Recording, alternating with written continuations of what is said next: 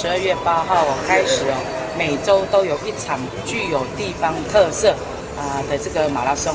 那我们希望创造彰化变成一个健康长寿县，所以呢，鼓励我们的民众多来运动。那从10月20号开始，一连7个礼拜都有场非常特殊的这个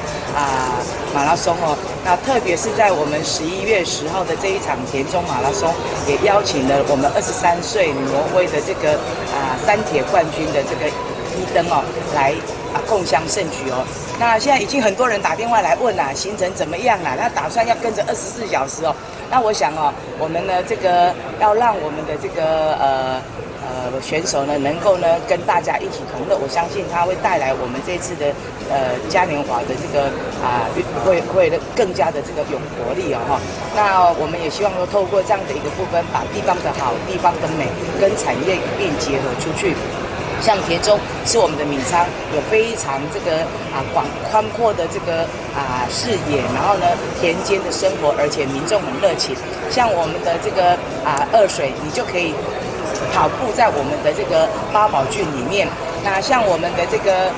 彰化的这次亲子入港的是跟古迹有相关的，那可以说场都非常的精彩那也欢迎我们的乡亲都能够共襄盛举，在我们10月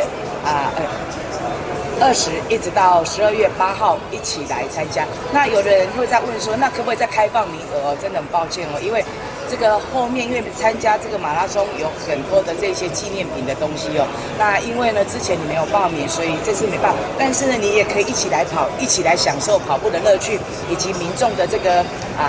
热情来体会我们在地的这个景观的美，以及呢我们民众的一个热情，还有跟我们这个三铁冠军一起徜徉在我们这个田中的乐趣，欢迎大家一起来共襄盛举。那在这次呢，我们也增加了一个这个啦啦队的一个这个表演依照他们各个地区，然后找出啦啦队来自己编舞，自己来做这个表演那上网让我们的乡亲能够这个选择